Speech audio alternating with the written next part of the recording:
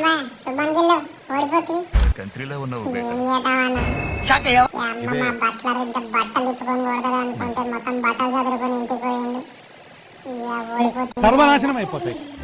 మన మాండేడి పోయి కొంచెం మంత్రం వేపించుకొని వస్తే కానీ అది పని చేస్తలేదంటే ఈసారి ఏం చేస్తారంటే అంతంపల్లి మంత్రాలను పోయి మంత్రం అని వేపించుకొని వస్తా.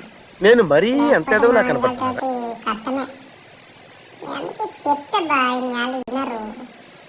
నా మాట వినండిరా అని అంటే వినకపోయి ఆ మంచి శేషయ్యారు అంతగా దెబ్బ కొట్టి 97 వన్డే మ్యాచ్లు కొట్టమంటే కొట్టరు కానీ ఈడైతే ఇంతగానో ఉరికించి కొట్టరు. 97 కొట్టేసరికి మా వాళ్ళందరికీ మూసుకపోయా తొండలు. ఇంకా అందుకే ఏం చేస్తా రేపు ఎల్లుండి ఆడతాం. ఇంకా చూస్తా చెప్తే కదా అంతరం గడిచిపోతా తాయత్తు మాత్రం పని చేయలే. వద్దురా వద్దురా అంటే తొడలు గట్టి రాసుకునే అందరికి ఉరకలేకపోయారు మా అన్యాలు.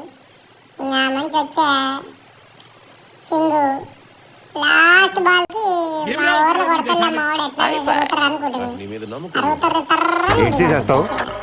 చేసేస్తాడట మావాడు కొట్టేది కొడితే